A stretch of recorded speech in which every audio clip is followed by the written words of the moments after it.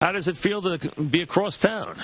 It's great. I'm looking forward to it. Got my jersey on right now, and it's looking good. How about that? I mean, did it give you any pause for a minute, the idea of going from the Yankees to the Mets? Did it seem odd, or did it give you any pause at all?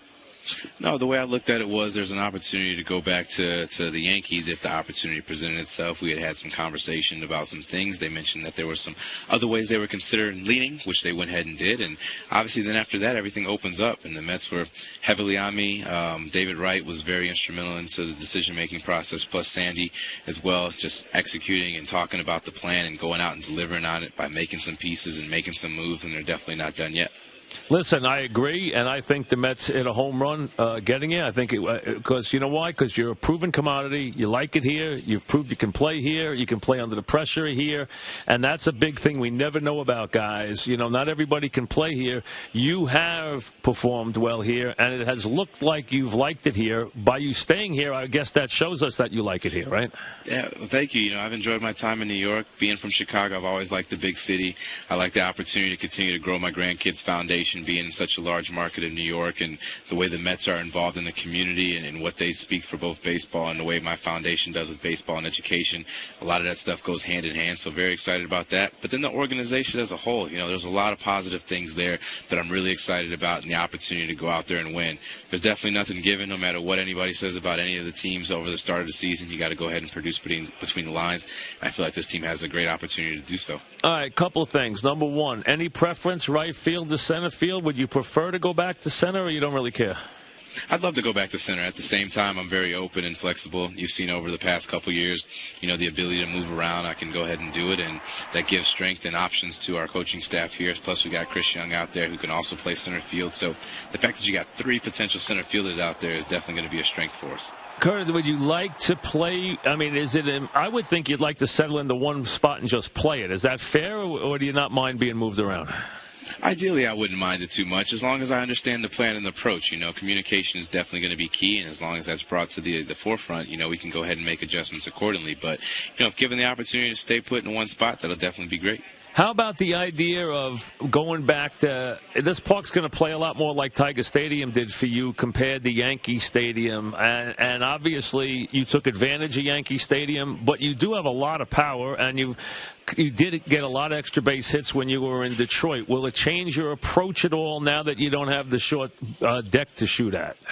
Well, approach and focus is always going to be something that's constantly changing, you know, no matter who you happen to be facing against or the ballparks you happen to be going up against.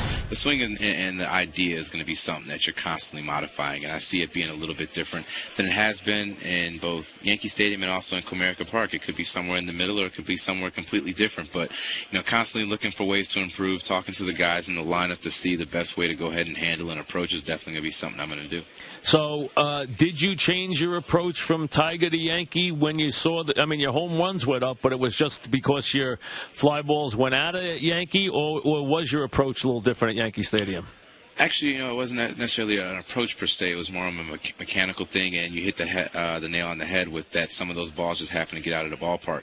Those balls used to be doubles and triples in some of the other ballparks, right, and in some other ballparks they got out. So I lost a couple things, like you said, the triples and doubles, but I ended up gaining some home runs. But if you go ahead and start looking at the comparables across the board from my time in Detroit and my time in New York, you'll start to see that a lot of those numbers kind of flip-flop just because of the different things and dimensions in the stadium. All right, you played against the Mets every year in the games during the season, which you saw were always very big games, and you'll be a big part of that this year now, and to be a focal point of that when they play against the Yankees in May. What was your thoughts first? What was your thoughts, if any, about the Mets? Did you give the Mets any thoughts at all while you watched them as you played on the big bad Yankees and the Mets were struggling? You know, as I played against them, my main focus has always been being a Yankee. That was the team I was with, and I was looking forward to whoever we got a chance to play against and how we can go out there and be competitive against them. But now as I look back and remember those series against them, I knew that the Mets fans traveled extremely well. They were loud and they were in full force, and I'm excited to see them do that again this year and hopefully increase those numbers out, get those fans back out there. There's a lot of Mets fans out there. I see the hats all over the city and throughout the U.S., so I'm excited to get them back into the ballpark. Yeah, you know, number two, the ballpark. Any thoughts about that? A lot of guys, you know, seem to shy away from that park because of its large size. Any thoughts about that ballpark? Hey, each ballpark has its own little pros and cons and quirks and different things like that. And the fact is you want to be comfortable playing out there. And I feel like a lot of the teams that go in there and the individuals that are there have said that, hey, this is a nice ballpark to be a part of. So I'm in that majority as well. I'm looking forward to playing 81 games there and hopefully some games in the postseason. You don't see too many guys who have a lot of options, and you clearly did, and you're a very talented player. You don't see too many guys go from the Yankees who have been on top to the Mets who have been struggling. Right now, the Yankees are the team in town. There's no question. I am old enough to know when it wasn't that way. It wasn't that way always in the 80s. It has been since the mid-90s, it has been that way. Obviously, it wasn't an issue for you. Do you see it as any issue? Did anybody bring it up to you? Do you sure you want to go to the Mets right now the way things are? Did any of that scare you at all? Obviously didn't because you went, but, did you give it any thought? No, not at all. I feel like the opportunity to win for all 30 ball clubs is there. Case in point, you've seen a team like Pittsburgh turn it around, a team like Kansas City turn it around, and obviously the biggest one with Boston going from last to first and doing what they did this past year. If you look at where both teams finished in the standings last year, both teams have room to improve, so there's definitely no clear-cut favorite of who the best team happens to be in town. You got to go ahead and do it out there on the field and between the lines, and that goes for all 30 ball clubs. I don't know where you lived, but will you live in the same place or will you move?